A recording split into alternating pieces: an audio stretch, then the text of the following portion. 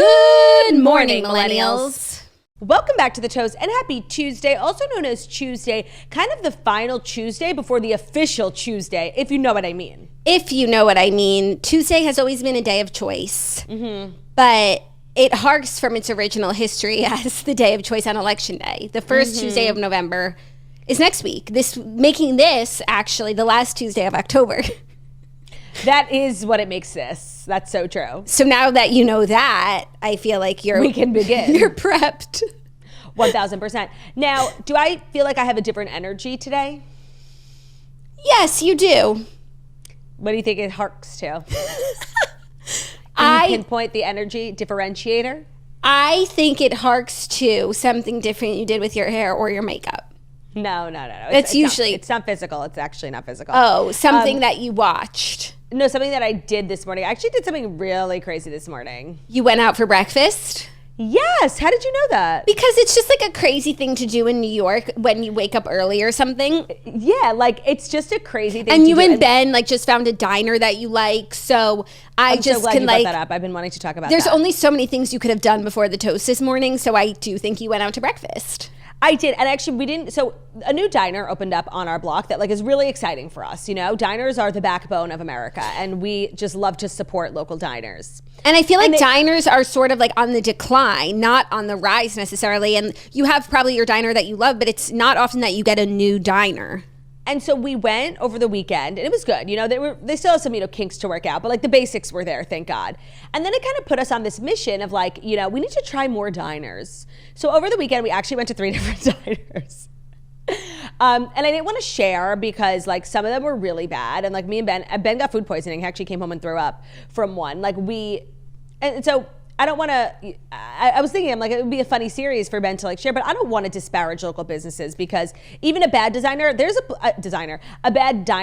place for that diner in this city. Like it is the backbone of our economy. And I'm not going to be out here like disparaging local businesses. For sure. It's the backbone of someone's drunk late night antics. Yeah. And so this morning we had all this extra time and we're like, should we try another diner? Now we had been to this one before. It's kind of like out of our way, but we had the time this morning. It was like a very dink morning, you know, like just sitting down for breakfast, like watching the news. Totally. It really like made me wish like I lived in a world where like I just went out for breakfast in the mornings. Like if I woke up at 6 a.m, like, yeah. And it got like, I could have breakfast every morning out, but that's not real life. I mean, I want to have breakfast every morning out, but I more so want to sleep. Yeah, I more so want to sleep. Breakfast is underrated, you know, and I love like a breakfast of champions, like a eggs and toast and a hash brown. Like I really do enjoy that. And now it's like, if I ever want that, I make it and that suffices. The hash browns, I don't know how to make hash browns. I still do frozen. But yeah, what do like you Trader get? Joe's. Today I got a grilled cheese. Not the Trader Joe's. Let me tell you, this grilled cheese has got my vote. Like it was so superior. And you know, I'm not really one who, I don't believe in like, you know, do you want a whole wheat or a spinach wrap? Like, I don't think those things make you healthy, right? No, the spinach wrap is not going to make you skinny. So just get the tasty one. Right. And so when they ask what kind of bread, like I'm never one to be like 7 grain. But I do always, with a grilled cheese, get whole wheat bread. Not for the whole wheatiness. I actually think it's a superior sandwich. I agree. Something like about white bread, it's like, what am I, 6? Like, it's just not right. No, it's too basic. I like a rye bread. On a grilled cheese? On a grilled cheese. Oh, that's disgusting. With a little ketchup. Jail. I knew you were going to make fun of me, and I actually like didn't even want to say, because I knew that my yum was going to be yucked, but I had to, like, some people like rye bread, so here I am representing those people, and I just, like, I was almost going to say, like, don't make fun, but I was like, no, she can handle it. I thought maybe she'd even be like, oh, cool, yeah. No, because let me tell you this, I don't have a problem with rye bread. I think it's actually important to my culture, rye bread. It is. I just think that, like, certain sandwiches, I'll allow rye bread, even though I would seriously never touch rye bread. I think it's literally disgusting. Of course, you're having a pastrami sandwich, a turkey sandwich, like certain sandwiches, of course, rye bread. Grilled cheese is sacred. Don't you dare bring rye bread into this. Like, that's sick. It's tasty treat. Because I don't eat store-bought bread. Yeah, I'm just kind of superior in that fashion. This weekend, I actually made so many grilled cheese strawberries because we had a fresh loaf of sandwich bread. So I made grilled cheese for lunch on Saturday and Sunday, and for the kids and for Zach and I. And like, it was the best grilled cheese ever. Grilled cheese to me is like so important, and it is something that will truly, truly never go out of style. Like, I don't know if I've ever turned down a grilled cheese. I don't know if I've ever not been in the mood for a grilled cheese. Like, I think when it comes to sandwich culture, everybody's focused on the meats, right? And grilled cheese kind of gets, thrown by the wayside a little bit. They think it's for kids. It's not. Let me tell you, it is superior. And I'm not talking about a cheese sandwich, by the way. Ugh, yucky. Cheese sandwich is like actually, it's insane how like the same exact ingredients. No, like just like what a little heat can do.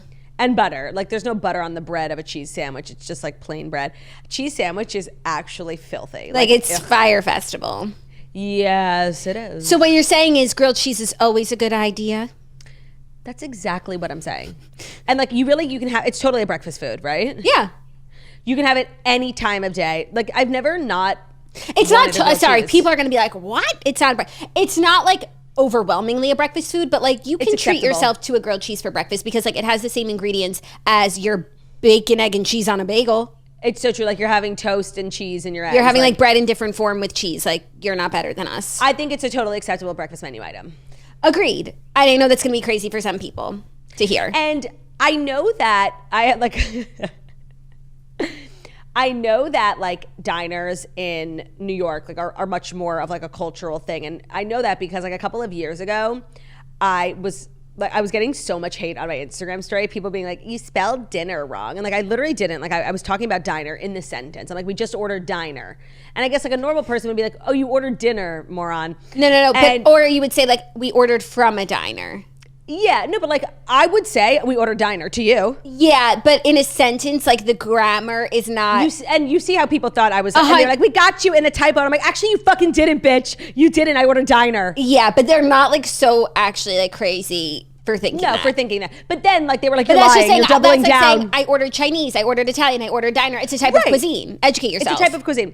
Right. And so then people are like, you're doubling down because you're lying. So it was at that moment that I realized like, she doubled down because she's lying. People in New York like take diner more seriously. And so I don't know if like, because like at this point in my life, I'm eating at a diner once a week. And if you don't live in the city, like, is that a common occurrence for you? Like, how often are you eating at a diner in Minnesota? Well, I think it just depends. I think there's like some fast food chain diners, which are probably more prevalent, like Denny's. That counts. I feel like even IHOP is considered a diner. Oh, wow. That's actually a really I'd have to take question. a hard look at the menu to see if they cover all food groups, but I think that they do. By the way, IHOP is 100% a diner. And by the way, I think that chains count. Like when I talk about diner culture, I'm including Denny's. It's different like to go to like your diner on the corner since 1910 versus like going to Denny's. Technically it's the same, but you don't always say when you're going to Denny's like I'm going to diner. No, but they really got that right in Seinfeld, like the diner of it all. But the diners are going by the wayside, I find. We grew up on diners and like now it seems as though you're having a renaissance, but previous to this week, like they kind of slipped through the cracks. No way. Even though I'm definitely having a diner renaissance, I have been supporting local diners my entire life. Like maybe not. I know, but in the last few years, maybe it's just like this gap that you slip through the cracks, like after you're no longer like drunkenly eating at diners. You're not like as a kid going to breakfast and you're not like drunkenly eating at diners, and like diners have to kind of find their way back to you in adulthood. It's so true. And you found your way back. I just, like, Ben and I go into a diner and we, like, clock everything about it. Like, the vibes, the staff. The smell. Like, the smell, of course. Well, if it's not a good smell, like, we won't stay. But, and the one that we ate at where Ben got food poisoning this weekend, we had such high hopes for. The soda was so good. Like, because the one we went to previously had, like, a little bit of a flat soda. So we were ready to go. We were ready to go. And it was just not, I actually saw a bunch of toasters there. So, hi, guys. It was just not good. Okay. Well, you live and you learn. I think that might be a dream of mine. To open a diner? Yeah. I love that. Just so I could sit there all day. Dream big. What would you call it? Yeah. Trudy's place. Oh, TP. I'd go. You would go to a restaurant with the name Turd in it? Well, of course I would. I support my sister. Other people, I don't know. No, we would have to make sure that we like are the highest of cleanliness standards. Well, I just feel like anytime the name Turdy's not applicable to like restaurant or whatever, like we go Trudy. Like that's your backup. Trudy's place, I like just that. Like that note someone sent. Remember that PR someone sent you? They're like, of course. Are you sure you want to send this to Turdy? To Turdy? I am sure. Are you sure you don't mean Trudy Lou? Trudy is cute too. She's so cute. Diner?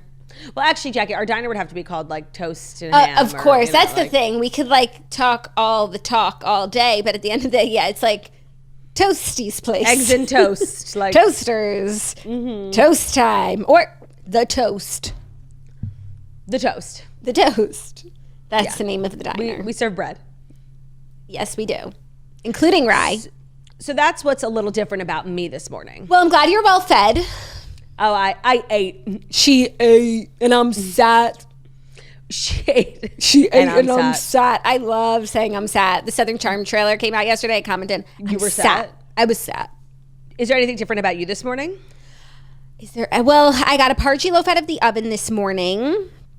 Nothing new with my nothing new with my HMU. No, I'm wearing like a new sweatshirt. So you're regular degular. I'm pretty regular degular, I'd say. Just a regular Tuesday. I have a big afternoon. Big things. What are you doing? I'm doing that secret project with Zach that you know about, that everyone's going to know about very soon. So like, hold your horses. And then even bigger news, I am going to the dentist. I was so inspired by Bruno and so jealous. Like my tooth was radiating pain.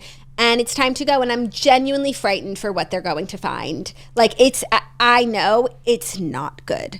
The dentist is like genuinely one of the worst places. It's so uncomfortable. Not even because like I know teeth cleanings, like we don't like them. Dentist's not fun. But like I'm more so frightened about like what they're going to say I need. And I'm worried it's an RC. An RC. Not the RC. And I've been seeing a lot of like not good stuff about RCs. You know what? I saw that clip from the Skinny Confidential too. Right? And now like I'm going to be looking for alternatives. Maybe I could get a silver cap. You should get a gold tooth. I think that's definitely the next step for you. At one point in my life, I had a silver filling. I don't know what happened to it. It must have fallen out. Can we talk about that? Like, sure. Is that have dentists like evolved past the need for like gold and silver fillings? Yeah, they have porcelain too, but there is like something. There's merit in the silver. Of course, the porcelain I think is more expensive, but I also feel like the silver. It's like better. I don't know. Like as don't quote me. kids, we were all just like walking around with cavities that got filled by pieces of gold. Like I don't get it. No, maybe no. I think a cavity. Listen, I'm gonna know my limits. I don't know. Speaking of, don't quote me. I need to issue a correction from yesterday's episode. This is a big one, and I learned a lot. I learned a lot about my own Floridian history, which is that Florida was very much a state during the Civil War. Oh yeah, and that they were part of the Confederacy. So yikes! I don't know why Florida just always gave me the vibe of like a later state. Like, you know, like nouveau riche, like a little Hawaii, Alaska. Yeah, not that late, but I certainly did not think they were part of the South, but they're part of the South. So that's a bit of history I need to study up on. Speaking of geography, I'm glad you brought that up. You know, I just found something out.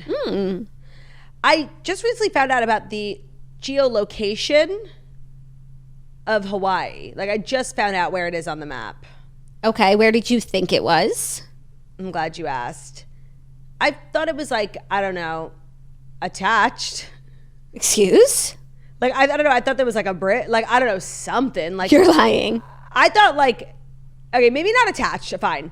But like, I thought. Like a ferry ride? I feel like in the maps that we like grew up with. They move it closer. It was condensed, right? So it was just like in the bottom left. Yes. Kind of like to the left of Mexico a little bit. Yeah. Like south left of California. South left. Yeah. And I thought it was just like right there. And I knew that to get to Hawaii, like you do have to go to California. So yeah.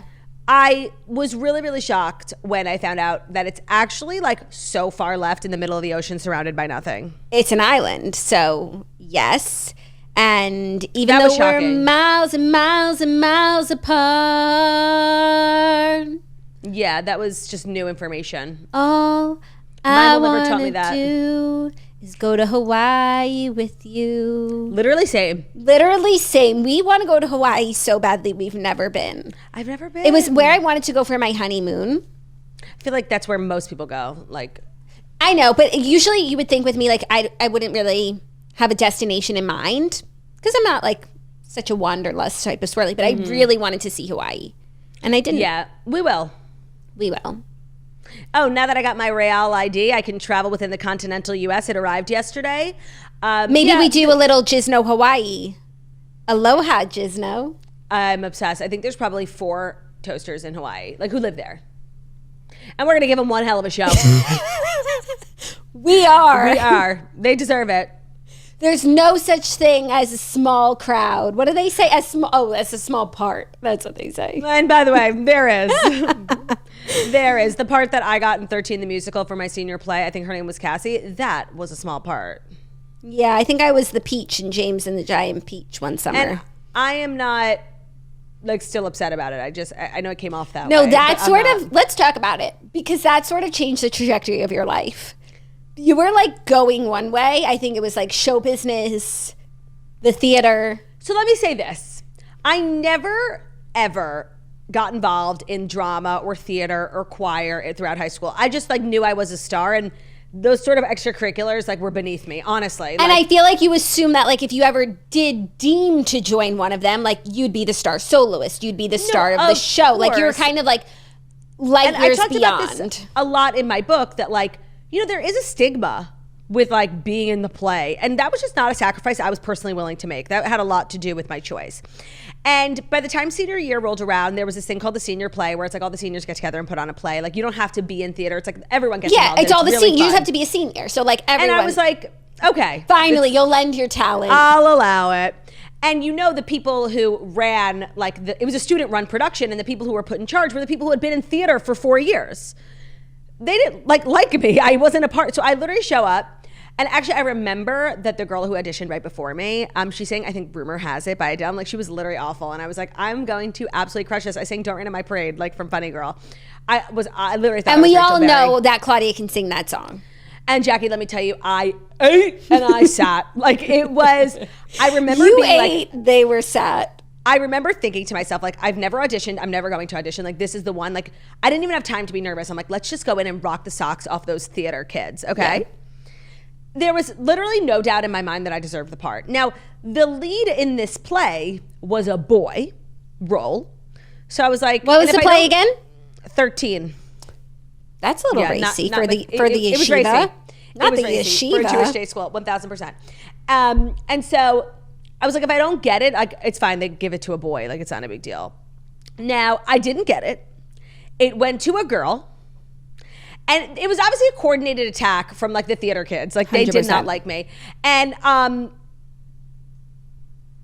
you know, she did a good job, Zahava. I'll say she did. And she's kind of a queen. So I'm not going to disparage her. She actually did a great job, like as a boy. And the more I thought about it, like I wasn't mad at it. She had to like run around in like a boy's wig. Like I didn't want to be that. So I got cast as a cheerleader. And you would think that sounds good, but like there were a lot of cheerleaders. I was literally one step above an ensemble cheerleader. The only reason mine was different was because my role had a solo. And it was like a whole song at the very end. And it's kind of one of the better songs of the musical. I wasn't familiar with the musical at the time. Cut to, like a few weeks into rehearsal, I told you it was a coordinated attack by the theater kids. They cut my solo. They were like, we don't have time. We had to make some cuts. This song is getting cut. And I said, are you fucking kidding me? Like, I said, I knew this was a coordinated attack, but you all just like pretty much confirmed that you hate me. All that to say, like, I was not taking it lying down. I got the song put back in. Wait, it gets worse. It's the dead last song of like, by the time all the parents are asleep, like it's the worst time. My song comes on. I've been practicing so hard and I like really was about to crush it. The first couple of bars, my microphone is off. Tell me it's not a coordinated attack. My friend Ada has a video on Facebook. I have to go find it because literally you can't hear me for the first couple of lines. Like, stop. Then I was like, seriously, I was so determined. And like the show must go on. Determination was not a quality I actually really embodied as a young woman. So I don't know where this like kind of courage and determination came from, but like I started singing so loud without a microphone. It's giving Katie Heron. Everyone in this room is gonna fucking hear me and they're gonna like it. What a bright time. Then the microphone came on and like I absolutely crushed. So much so that I haven't been back to my high school in a while, but like when Margot was in high school, I would go back and like, let me tell you, they were still talking about it. And I'm being Dead serious. Dwight, so because we went to a Jewish day school, they have like full armed security, like 24/7. And like the OG guy who's always standing outside, all the students know him, love him. His name is Dwight. And like, you know, if you were really cool with Dwight, like you would have like, you know, kind of like inside jokes and stuff. And let me tell you, after that solo for the rest of the year, and then every time I came back to high school for the next following years to like see Margaret graduate and shit, he would be like, solo, like he was deeply moved by it. And by the way, I am not making this up. No, I believe you. We got to get Dwight on the pod, okay? We do. We have to get his side of the story. But yeah, they tried to keep Trudy down. But also to say, like, I feel like if you did get the lead in that play, like, you might have pursued immediately, like, a career in music. Because I felt like you always planned to, like, not always planned to, but, like, you always thought if you wanted to, you could. But them keeping you down like that, it kind of, I think, a little bit, like, made you doubt yourself. No, it definitely turned me off to the community because say what you want like about the theater, but it should be a meritocracy. And I'm sorry, I know you guys think I'm crazy. Like my audition was the best. And I was like, it was very political, you know? And I'm dying to name names of like the three people, like the students who were like in charge of, they had a complex. Like for the first time ever, they were in charge of everyone. Like I get it. Let me ask you something. Where are they now? That's an amazing question, actually. Ever since I deactivated my Facebook because I'm a celebrity, I like haven't really been able to keep up with so many of my classmates. So much so that I was actually with a friend recently, and we were going through the yearbook, and he was like pointing to someone, and I'm like, I've never seen that person in my life. Like it's kind of sucks not to have a Facebook. Yeah, I do agree with that. But I guess like if they were somewhere, maybe like we'd know them. You know, there are a couple of kids from my high school graduating class that are like doing big things. Are there? Yeah. What, you don't have to say who they are, but like what sorts of things? You know, there is a company out there that I think a lot of people know and like. It's like kind of these new healthy food companies. Okay. Started by a girl in my grade. Go her. And by the way, she was like had the best voice. And she actually, I don't think, went out for the play. What did she knew something? Yeah. She already knew about the corruption. It was really corrupt. That's what it was. And I hate to sound like just a naggy wench because I didn't get the part that I wanted. But it wasn't a meritocracy. And for me, that's what I realized. Like, theater is very political. The best person doesn't win. And honestly, people who are heavily involved in the theater are generally, I'm obviously making a generalization, are generally insufferable, Cynthia Erivo. So like that wasn't a community I wanted to dive into. So you took your talent solo and they couldn't stop you. Yeah. They couldn't stop you from being the star that you became. 100 times we gonna have a good time. 1,000 hands up to the sky. We gonna get toasted tonight. Well, thank you for sharing your truth. What happened to me in my senior play was also really sad and unfair. Tragic. What happened to Jackie? Let me tell you what happened. So senior play is here. As Claudia said, everybody does it. I was never a theater kid because you guys have heard my voice. However, like I really wanted to be involved in the play and... No, Jackie, I'm telling you, the senior play, it brings out a sense of determination. It's like a spell comes over you. Remember Jackie like coming home being like, I'm going out for the play, and we were like, okay, like she was so determined. I was so determined. Plus the play was really good. It was Willy Wonka and the Chocolate Factory. And so I practiced really hard on my bad singing voice, and I sang The Climb for my audition. And you guys know I'm like, I can carry that tune to a degree. You can. To a degree. And I got a really great part. I got the part of Violet Beauregard. Like, Slay. Arguably one of the best ones. Yeah, like, I couldn't have who wants to be Charlie? He's so annoying and dumb. Like, or, like, for a girl, that's one of the best parts. Like, I couldn't have been happier. Like, oh my God. Blessed. Me? No. And then they canceled the play. They just canceled it. And I just want to say, like, the fact that you got a bigger role in your play is proof of the corruption I was discussing. But maybe the corruption and the inner workings of the theater group that you mentioned is what like got the play to the stage. And maybe because we didn't have that my year and there was no one like making those hard decisions and like pushing the whole thing through, that's why it slipped through the cracks. That's actually terrible. Like, look, they're always cutting funding for the arts. Like, it's disgraceful. It's disgraceful. So both of us were stopped dead in our tracks in pursuing a career in the theater. I'm going to find that video. You better. Singing. I'm going to. Great. But now, I see a brand new you. And I can stop myself from loving every itty bitty thing you do. Ooh, ooh. I absolutely need to see this video.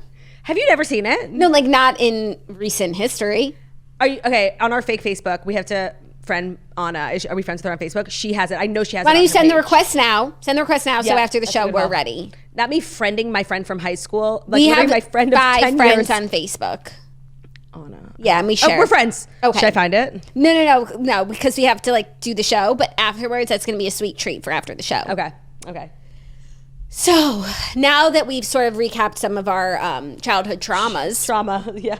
I feel like we can get into the Fast 5 stories that you need to know. And the Fast 5 stories that you need to know are brought to you by Smart Mouth, the only mouthwash scientifically proven to eliminate and prevent bad breath for 24 hours with just 2 rinses a day. Smart Mouth prevents bad breath 12 times longer than the leading brand.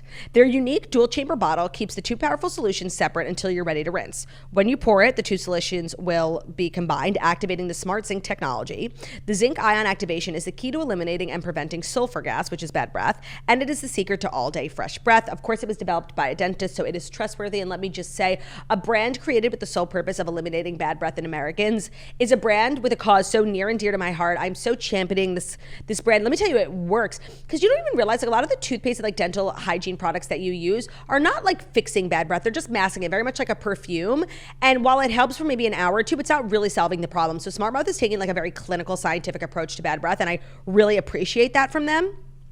Don't miss out on 24 hours of fresh breath. You can find Smart Mouth products at CVS, Walgreens, or Walmart, or you can visit smartmouth.com/toast to get a special discount on your next Smart Mouth purchase. That's SMARTMOUTH.com/toast. Your mouth will thank you, but so will the people around you, because nobody wants to be the person with bad breath, and we're also conscious of it. So taking like a real true step in fighting bad breath, it's just the most generous thing you could do for your community. Today's episode is also brought to you by KiwiCo. You guys know KiwiCo. They've been a sponsor of the show for a long time, and a lot of your kids really love it. And they are launching KiwiCo Clubs now to engage kids on a journey of seriously fun learning. So it's a comprehensive learning journey. With the KiwiCo Clubs, your kids will learn the fundamentals through hands-on projects and progressively build their skills with each new project that they work on. You can watch your kids go from learning to build bow and arrows to engineering their own robot. They have 5 clubs to choose from with KiwiCo. You can cover science, technology, engineering, art, math, like whatever interests your particular child is into. Like you'll be able to find a KiwiCo club that will get really great activities for them. So you get amazing perks as a KiwiCo Club member, like 10% off your orders, free shipping in the US, early access to the new crates. So your child will discover cool science and art concepts with fun hands-on projects delivered monthly. And I think a lot of us are always looking for ways to keep like the nephews, the kids off of screens for hours at a time. But it can be hard. Like you give them a toy and it's like a 15-minute fix. So KiwiCo crates are like really engaging. They're like long-term, very stimulating. So you're learning, you're having fun, you're getting creative, playing with your hands. So they do the legwork for you. You can spend quality time tackling projects with your kids. There's no commitment, so you can pause or cancel the membership at any time. Tinker, create, and innovate with KiwiCo. Get up to 50% off your first crate at kiwico.com. Our promo code is TOAST. That's up to 50% off your first crate at kiwico.com. Promo code TOAST. It's also a really great gift if you're like on the birthday party circuit. Makes a really great gift. I feel like it's really creative, and it's so much better than like a toy that they're getting a million of that like really doesn't do much. I think that's a really actually thoughtful gift to get for someone. Today's episode is also brought to you by Rhoback. The best way to describe Rhoback is the best fit and the best feel. They recently launched a new women's line, and comfortable would be an understatement. If you like being comfortable while still looking cute and presentable while out and about during the day, Rhoback is definitely for you. Especially with the weather getting cooler, you know, everyone's living in like their big fleece jackets. Well, the Rhoback ones are really cute. It has a very cute little crop, loose fit, and the perfect fleece fabric that'll keep you warm. So perfect for going for a walk outside. It's really that comfortable, and it keeps like your temperature regulated really all throughout the day. They also just released their new Clarity jogger and their half zip hoodie sets that we are obsessed with. Their sets are the best. It's made from really nice cotton polyester blend, so it's really soft and breathable. The half zip hoodie is cropped, and the joggers have a really cute mid-rise fit, so it's really going to become a go-to layering piece before and after workouts, just when you're on the move. I know a lot of people travel in their Rhoback sets. Also, kind of a life hack is the Rhoback men's. If the man in your life always looks like a slob because he likes to wear sweats, like he can still wear sweats while still looking put together. Shopping the men's stuff at Rhoback is like seriously the best thing you could do for your partner, but also for yourself, because like it's embarrassing walking outside with a slob. Their crew necks and tempo hoodie and jogger sets are the softest pieces of clothing we own. And if you haven't already, it's definitely time for you to try out some Rhoback. Use code TOAST at Rhoback.com. That will give you 20% off your first order through the end of this week at Rhoback, RHOBACK.com. And that's 20% off all hoodies, joggers, fleeces, and more with code TOAST, TOAST. Stay comfortable as the weather gets cooler with Rhoback. Thank you, Turdback. You're welcome. Our first story, some very exciting pregnancy news. Gisele Bundchen is pregnant with baby number 3, her first with boyfriend Joaquim Valente, the jiu-jitsu instructor that she's been like linked to for over a year now. People magazine is reporting that they are expecting their first baby together. This will be Gisele's third baby. She has 2 children with Tom Brady, a daughter and a son. Her son is 14 and her daughter is 11, just for context. And how old is Gisele? 44. Survey That's says what's so crazy. 44. Her being pregnant, like, is not a big deal. Like, she's in a relationship, like, go off, queen. And I feel like she's one of those people who loves being a mother, like, loves motherhood. It didn't change her body. Like, I think it's, like, not a big deal for her. But being 44, that is a big deal. And that's really crazy. That's some biblical ass shit. And I feel like when you are seriously in perfect shape and you take care of your body every day with like green juice and meditation, like this is what happens. Yeah. I think it's so beautiful. And also what I really like about it is, well, just life, you know, a million things that I like. But I feel like also when a long-term like couple breaks up, usually like the man moves on. And if he's with someone younger, like he's able to have more children if he wants to. But like women biologically like can't do it forever. And this is like kind of turning the tables a little bit that she's doing it. And I agree, like when you are healthy, it reminds me a little bit also of Kourtney Kardashian, like getting pregnant at a later age. It is possible. And I think this is a great reminder and just a beautiful thing overall. No, I love that take, by the way, like flipping the total gender stereotypes on their head. And I also know that like this is making Tom Brady sick. Like I know it is. It's such an unexpected thing for her to do, but it's a real, like when you have a baby with someone, like that's a real testament to your love and the longevity of your relationship. Like this isn't just like a floozy. And I feel like he's been spotted out with like a couple of models, like really not deep relationship stuff. And I think that like, we know he's like a really family oriented guy. And I think that like this woman that the mother of his children is like having her own family now. Like I just know it's making him sick and I love it. Yeah. Also like in some ways like this is similar to what happened to him and Bridget. Like he moved on and had more children. And so like now he's sort of like feeling what that is like. And I would love in this moment to hear from Bridget. Also, I know she's not going to speak. I feel like up until now, like I wasn't convinced she was dating the jiu-jitsu instructor. Like I thought maybe she just like likes jiu-jitsu. Yeah. Who doesn't? However, I guess they are together. Yes, it has been, you know, just widely speculated up until this point. And they were like physically spotted together 2 years ago. Yeah, so and they like go on vacation together, but like maybe she loves jiu-jitsu. A lot of celebrities like, bring their trainers. Can't go a day without the Jew. Yeah, the jiu-jits. The jiu-jits. The jitsu. Yeah, so this was really unexpected, honestly, mostly because of her age. Like, I know everyone's going to be like, stop harping on it. Guys, it's really crazy. No, it is biblical. Like, it's biblical. And I think it's a really great thing. No, this is really, and I don't think about Gisele a lot. Like, she's not one of the people who come across my desk. Really, I feel like maybe in a quarterly manner. I really don't think about her a lot. But because she was in the news so much yesterday, I was just like seeing a lot of photos of her, like recent photos. And it's staggering what a Gisele looks like these days. Like she is literally, and I know she was the biggest model, yada, yada, but she's so insane looking. Like she really is that bitch. And she looks the same now. Like I would say she's just as beautiful, perfect looking now as she was at the height of her career. Like it's insane. But that's why like she's really Gisele. Like her name is actually an adjective at this point. Like, oh, I'm not Gisele. Yeah. However, so people were like saying, you know, and noticing that she wasn't on the Victoria's Secret fashion show, whereas a lot of the OGs were. And like, not to, you know, make it about us, but like it would have been actually like really cool and iconic if she walked and like revealed her pregnancy on the runway. That's all I'm gonna say. I actually completely disagree. Like it was such a chaotic clusterfuck. Like they nobody, that. they wouldn't have given her enough screen time to see the belly. I completely agree, but like they needed, like that would have been really awesome for them. Done nothing for her, and I'm sure she would literally never, but that would have been really great for them. Just like I think it would be great like to have a pregnant person on the cover of Sports Illustrated. That's like what I want to see next. What's so funny is I actually do not think of Victoria's Secret when I think of Gisele. Like to me, she's so much more like, I don't know, like even the biggest models in the world, like Adriana Lima, Alice, like I think of all of them and I think of Victoria's Secret.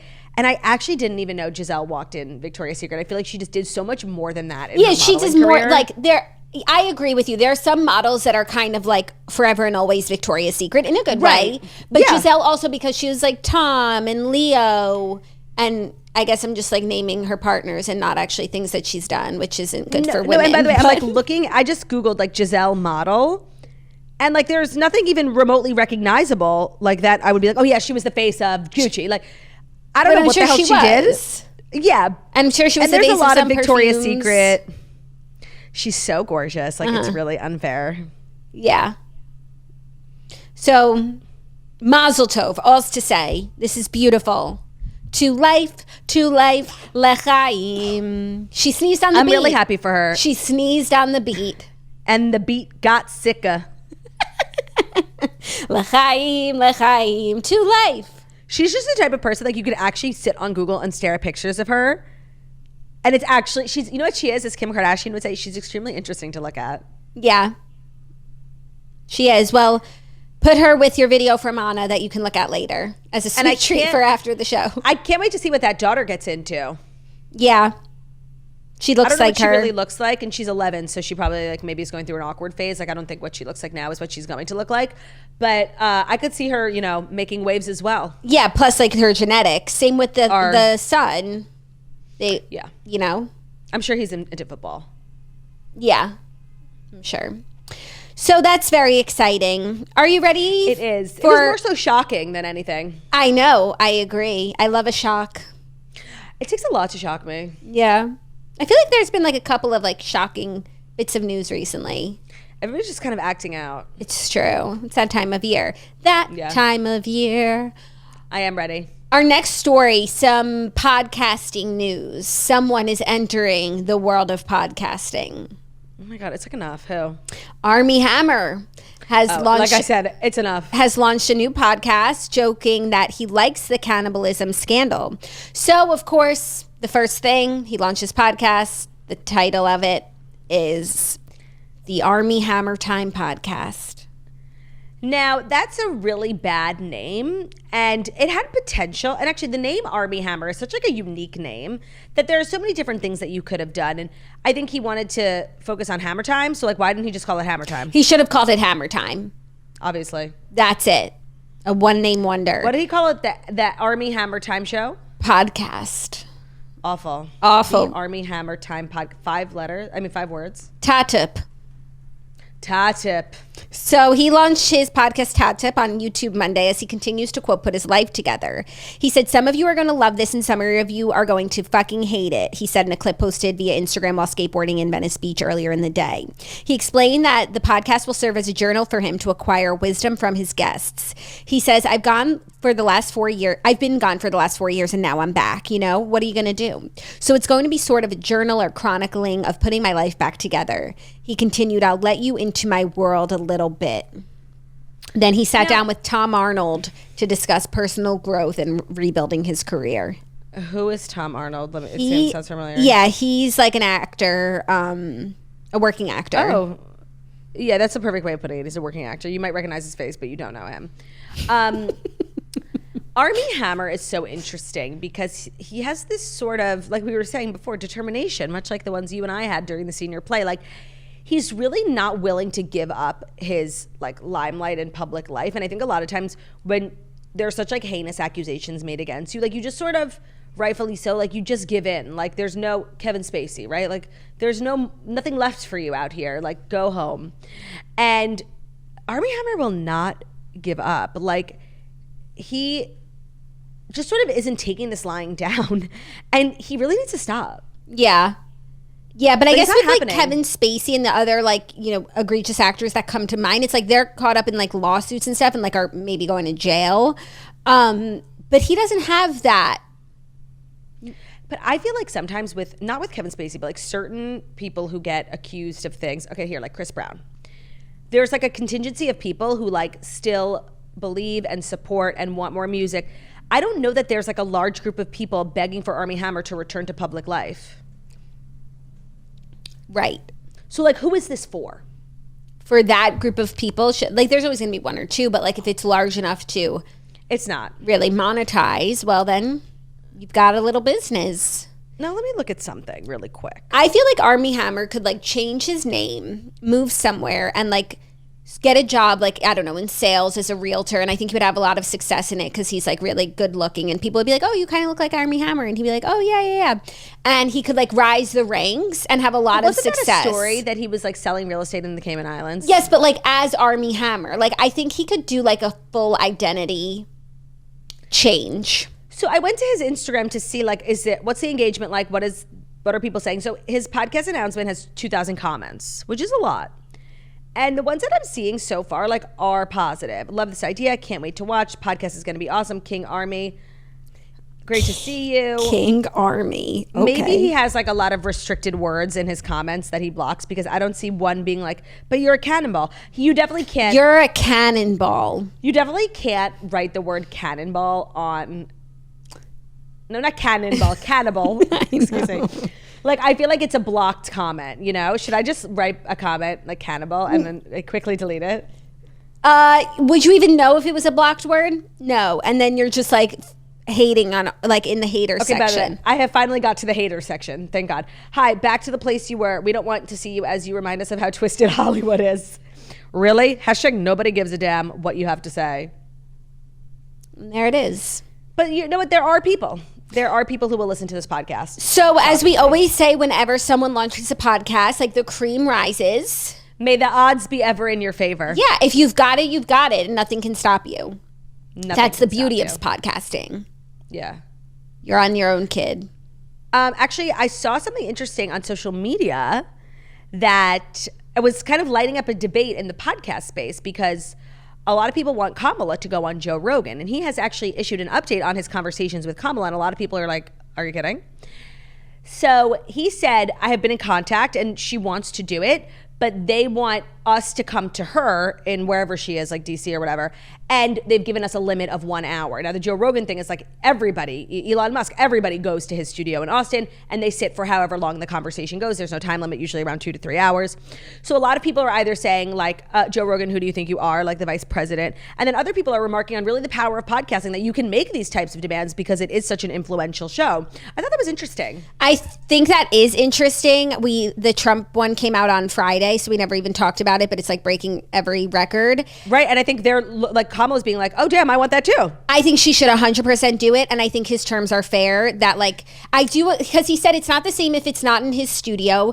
But I feel like she's moving around the country. Like she could pop into Austin. I said this last week. People thought I was like saying Trump is more mobile than Kamala. I was saying Trump is more mobile than Joe Rogan. And same for Kamala. Like she's in a different city every day. Like every day. Pop down to Austin, do a little something, and then could leave. He's the one who's sat. So I do think. But it is, I think, like really remarkable and kind of a statement on like the impact of podcasts. That like you can make these type of demands and like literally people running for president will fly down to your home or wherever his studio is. I feel like it's like attached to his house and come to you. Like that's kind of crazy. Yeah. But I think that like the beauty of his show like is in the format of it being so long and the same every time for everyone, no matter who you are. But you really get to like, he gets to know a person, we get to know a person. Like you can, for 3 hours of someone talking to like listen to them for 3 full hours, like you really get a sense of what they're about. You can't like really fake it or have like sound bites for 3 whole hours. Like you just have conversations. So I think it would be like a great thing for her to do,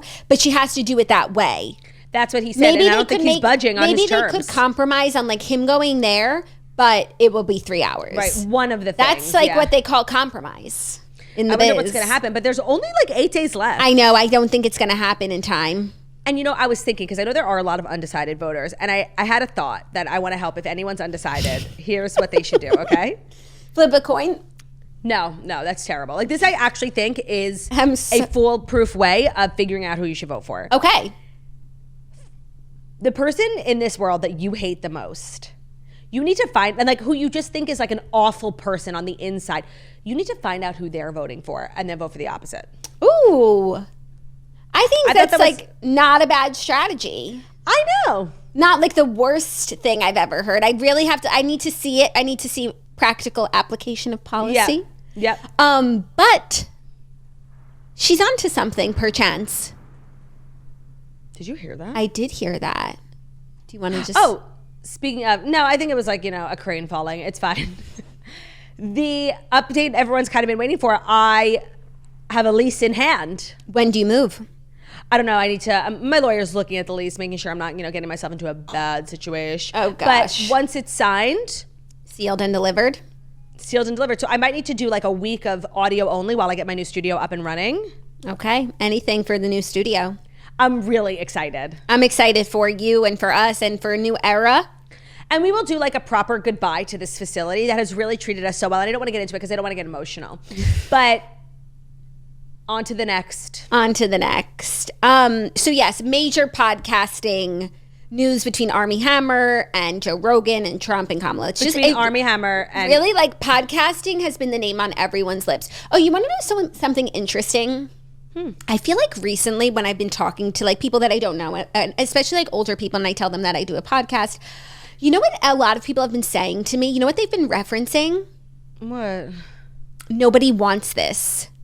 That really is become the older people like touch point for podcasting, especially because like I do it with my sister and it's like swirly. And so, you guys know I hadn't watched it yet, but now I actually want to watch it to see the representation of podcasting, because that's like what people are thinking that we do. And is it a good representation of podcasting? I actually do think it is. Like, they treat it as a real job and like the potential for X, Y, and Z. And they have all these meetings like with Spotify. And so it's like taken really seriously. And then also like their personal lives have like a real impact on the show, because their show is like a dating show and sex. And so when she starts dating this rabbi, she like stops wanting to like talk about like sluttiness and, you know, blowjobs and gag reflexes. And it like kind of poses an issue for the other sister when it's like, that's our shtick. Interesting. So it's kind of the intersection of growth and podcasting. It's actually interesting. I think I would like that angle, and now I feel like I should watch it because that's how people are like seeing our industry. Yeah. No, I think it's a good representation. That is so funny. Well, are you ready for our third story? I am. Not so funny. Not funny? Not funny. Liam Payne updates, couple of updates. So a lot of stuff is coming out about Liam Payne and his previous OD prior to his death, where he had to be revived. Also, he has a Netflix show that was supposed to come out about bands. Like, it's called Building the Band. It was a Netflix show that he was a part of alongside Nicole Scherzinger and Kelly Rowland, and now it's like it's being shelved for a little bit. But that's kind of like a good idea for a show. Yeah, I don't know what will come of it. I think eventually it would come out. I had read somewhere that maybe they wanted to like show it to his family first and like run it by them, but that's what he had been working on. And then also security footage allegedly shows that he fainted before accidentally falling to his death. Oh. Yeah. So Argentine officials are in possession of security footage showing Liam Payne fainting before falling to his death from his hotel balcony, a local journalist claimed. The journalist said on Buenos Aires-based TV station Canal 13's show that the video backs up the theory that he was unconscious before he accidentally fell from the third story of Casa Sur Palermo Hotel on October 16th. He said there's footage that is not being released to the media with the balcony scene where you see that Liam faints and tragically, because of where he is, falls from that balcony. If he had been beside his bed, he would have fallen on his bed. Right. It's not that he jumped deliberately. This footage is in the official case file, this journalist says.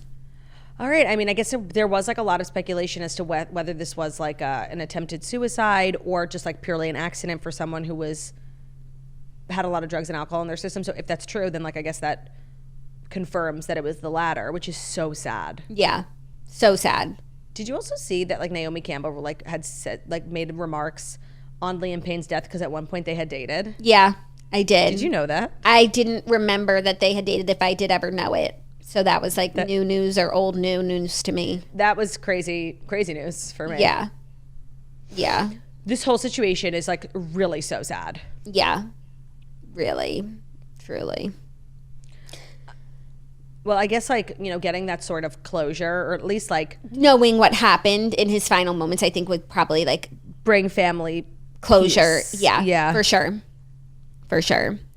Are you ready for our next story? If it's our next story, that's brought to you by Peloton, perchance. Perchance it is. So Peloton is the convenient and varied instruction that I personally need when it comes to working out. So Peloton, you obviously know for their fabulous bikes. I think a lot of you guys probably have them in your house and you love them. But what I love about Peloton, so my gym actually has a Peloton, so I'm able to do the classes and I love my membership and I think it's totally worth it. But you actually don't need a bike to do Peloton. Like, they have really great floor classes. I do a lot of their arm exercises. Pretty much anything you could think of. You could take it with you on the go. So if you're traveling, you're in a hotel room, like you can do workout classes ranging from like 5 to like 60 minutes.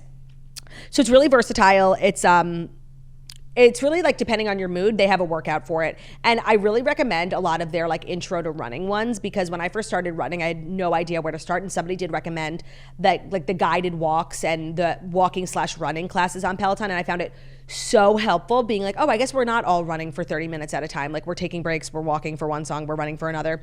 And their instructors are just like all really like cute and great personality, and the music is so fabulous. So really can't recommend enough having a Peloton membership. You can challenge yourself, you can choose to not challenge yourself. So they have classes that really challenge you to try new things and push yourself, like marathon training and boot camps, but they also have a variety of classes to help you relax, like the walks, the meditations.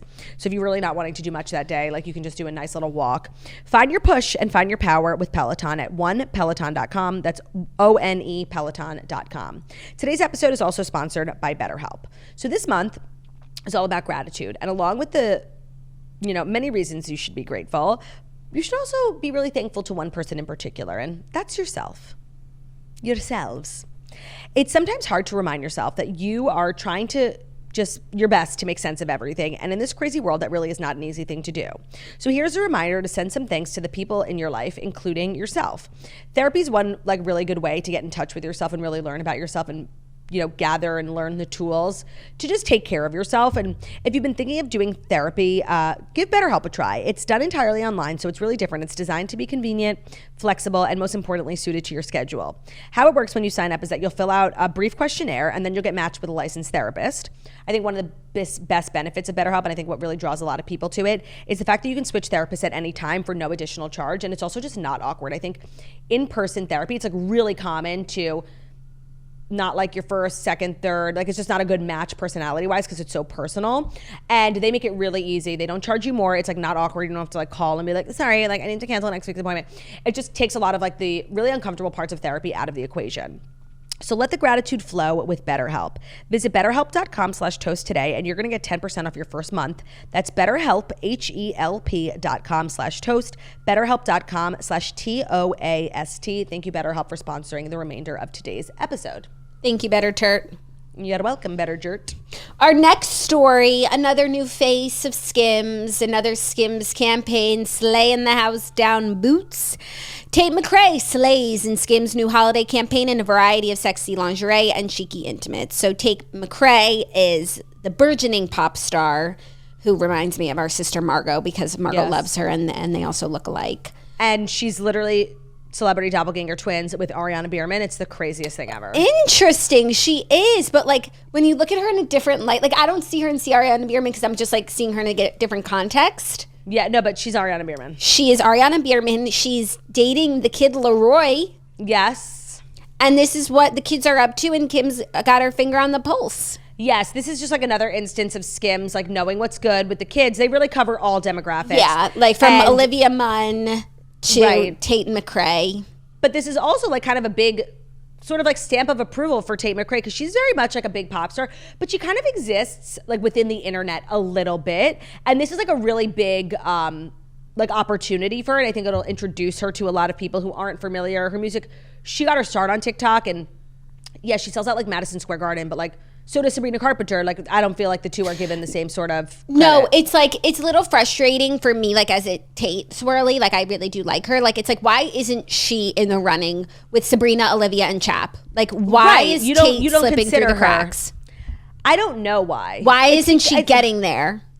I don't know. I think she's like a little confined to the internet. Like I think if you're not on TikTok, you don't know her or her music. I'm not on TikTok, and I know. Well, I'm a pop swirly, so like I'm gonna know. If you're not like an avid internet user. Yeah, but like it's actually shocking that she's got the talent. She's got the songs. She's got the celebrity boyfriend. Why isn't she like one of them? I don't know. And actually, I was just reading something about her really interesting, is that she's not eligible for Best New Artist this year because there is a limit on how many times you can be submitted for the Grammys Best New Artist. And I guess her team has already submitted her 3 times. I don't know at what point they would have submitted her. I heard about her last year, but she's someone who could have won. Like, yeah, I don't know why she's like falling behind when she should be right up there with them. So this SKIMS thing, I think, is like a good push into the offline community. Yes, but there needs to be more of a push, I think, from her team. Yeah, it does feel like stalled a little bit. Yeah. So sorry. Do we have Shawn Mendes as a story? Sorry to ruin your big moment. No. Why? I don't know. We have to talk about it. Okay. Shawn Mendes. The fifth thing is what? boot whatever the fifth story was. Oh, I like the we can't fifth live without story. it. But okay, our fifth and final story then is Shawn Mendes was making waves at his concert talking about his sexuality, saying For like that the he's first time. still figuring it out. So he had a concert in Colorado on Monday, and he's speaking candidly about his sexuality. He said he was weighing in on conversations about sexuality in his lyrics that are like, some days I have a change of heart. You can say what you need to say. You can say I'm too young. You can say I'm too old. You can say I like girls or boys, whatever fits your mind. However, that sort of like was in line with things that he said in the past, because he's addressed the fact that in the past, like, people have said that he's gay, and like, so that's just like a part of his story. So he told a crowd, since I was really young, there's been this thing about my sexuality and people have been talking about it for so long. I think it's kind of silly because I think sexuality is such a beautifully complex thing, and it's so hard to just put into boxes. He said it always felt like such an intrusion on something very personal to me, something that I was figuring out in myself, something that I had yet to discover and still have yet to discover, insisting that he's speaking freely now so he can be closer to everyone. He continued, the real truth about my life and my sexuality is that, man, I'm just figuring it out like everyone. I don't really know sometimes, and I know other times, and it feels really scary because we live in a society that has a lot to say about that. He said, I'm trying to be really brave and just allow myself to be a human and feel things, and that's all I really want to say about that for now. Right. So, like, on its face, like, he didn't say anything. Right, He's not like, I'm gay, I'm bi. Like, he didn't say a great proclamation, but it is the first time where instead of his line thus far has been like, people are always commenting on my sexuality, like, leave me alone, and has girlfriends. We're like, oh, okay. But this is the first time he's like, well, my sexuality is kind of up in the air. Yeah. And I didn't know that that was a possibility. And to be honest, like, I am so happy for like specific gay men in my life who would seriously do anything for Shawn Mendes. Like, he really is like a gay icon without being gay. Yeah. Or, you know, who knows, up until this point. And so I think there's like thousands of gay men who dream about him, and like they actually might have a chance. Like, that is exciting for them. Yeah, to go out with him. Yeah, like, you know, you could have a crush on a celebrity and like you obviously don't have a chance, but if that celebrity doesn't even like your gender, like, you really don't have a chance. Yeah, yeah. But now, like, so you're saying there's Oh, a so chance. who is it? Who would you set him up with? Oh my God, nobody loves Shawn Mendes more than Scotty Kuna. Like, he is his dream. Like, he is obsessed. Like, and now, That's like, it's really actually cute. a possibility. Yeah. So I'm happy for them. Now, what does this remind me of? Ask me. Turdy, what does this remind you of? Turdy, what does this remind you of? Joshua Bassett. Like, you're telling me that like all these girls like Camila Cabello, Olivia Rodrigo, Sabrina Carpenter, bending themselves out of shape, getting so heartbroken, writing all this incredibly popular, famous music over a man who maybe doesn't even like girls. Like, because Joshua Bassett did come out shortly after that saga as like a queer person. Mm-hmm. And he wasn't very specific about what that meant. And then I think he did like Go back on it? I think he did like something like a little conversion therapy type of thing. I don't know. But there was like a whole thing with his sexuality. And it's like, oh, well, we were all fighting over you and like you don't even like either of us. Like that. Well, no, but he could like girls and boys. He could. So, and I actually think that's what Shawn Mendes is getting to. Same, at least right now. Yeah. Yeah. So I don't think it's that like he never liked the girls that he was with, like, that they don't still have a chance, like, but that maybe he's just open to other human beings. Like, but it is sort of giving like a little bit word salad.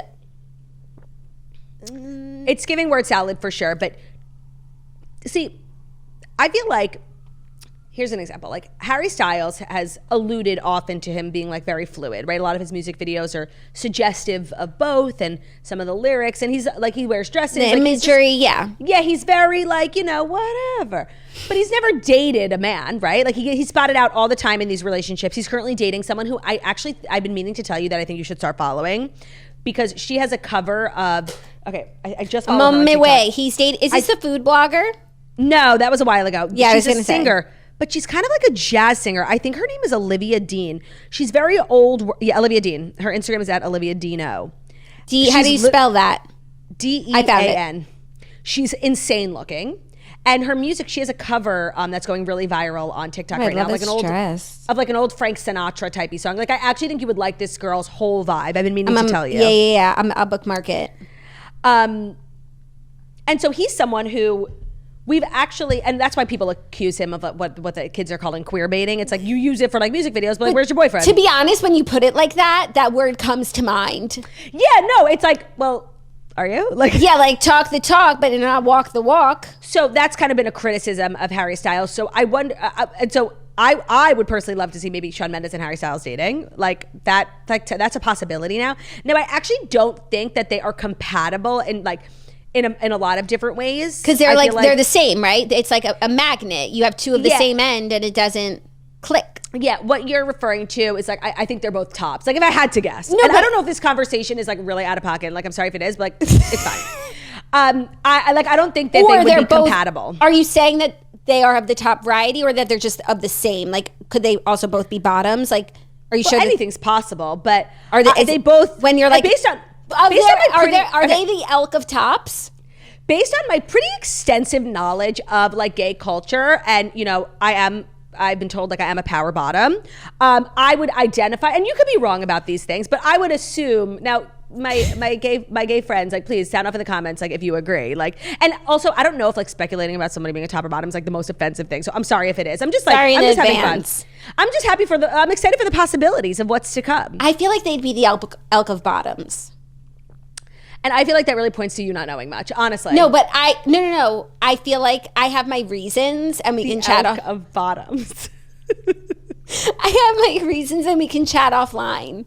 And okay, actually, I'd love to hear them. I actually don't know if they're the same elk now that I think about my reasons. So maybe they are compatible. Maybe they are. Like a positive and a negative charge. That's what I'm saying, like a magnet. Yeah. Click. So this is just kind of like you're very excited for like because there's kind of endless potential here if he continues. If he doesn't go the route of like Harry Styles and like saying he's one thing but then only dating girls, you know? Yeah, I don't think this is that actually. I don't think so either. But because he could have done that for years, and instead he's been like really adamant that he is hetero. Right. And so I think actually if he's like really opening up this door, it's because like it's very real to him. Yeah. And I have to imagine if he's like sharing it, like he's obviously done a lot of growth and discovery. And I don't know, I just kind of got to a place where at first I was like, oh, maybe he is gay. But then he was like so not. And he said he spoke about it too. Like, you know, everyone's always talking about my sexuality, but I am, you know, what I am. That he really convinced me that he wasn't. Yeah, I guess like the reason, I feel like what Shawn Mendes needs like is space to figure it out. And that's probably why I did not choose this story, because it's like, I don't even like talking about this so much because it's like, he doesn't even know. So what do we know? Right, but I guess the fact that he's admitting that he doesn't know is like the first sort of crack in the otherwise, what's going on? No, I'm not. Yeah. But it's just like, I want to give him space. I agree. The one thing like he definitely needs is like time and space to figure all this out. Yes, which means like we have to wait. And I guess that's what we'll do because we literally have no choice. Yeah. So purge it back together. And if that's true, you'll just have to actually, at the diner today, they were playing Sabrina. She's everywhere. And that is so good for society and humanity. You guys don't even know. We're all eating breakfast. Like we're getting like a sprinkle of fairy dust. So true. As opposed to like a storm cloud. Just out of curiosity, ugliness. What was the other fifth story? It was like pretty big list news. What was it? The Forbes creator list. Can we save it for tomorrow? Because that's actually, I feel like story number one type of material where we dive into what everybody makes. Yes. I was putting it at the end for like for us to have a big runway, you know? Yeah, but I actually think I'm happy to save it for tomorrow, happily, because I also want to look at the list and see what shocks me, like about how much money people make. Yeah, and yeah, it's pretty good. So we'll save that for tomorrow. A little teaser. We never do that. That's what's going on tomorrow. That's what went on today. A little tease. Oh, Show a Little Skin by Sabrina Carpenter. Stream it. Thank you guys so much for listening to the Toast and Millennium Morning Show, where we deliver the fast 5 stories that you need to know every Monday through Friday on YouTube. So if you're watching us on YouTube, please feel free to subscribe and give this video a thumbs up. We're also available as podcasts anywhere podcasts can be found. So Spotify, iTunes, Stitcher, Public Radio, iHeartRadio, Castbox, all the places you listen to podcasts. Find us at Toast, leave a 5-star review about a beautiful sounding and lay down that we are. Love ya. Bye.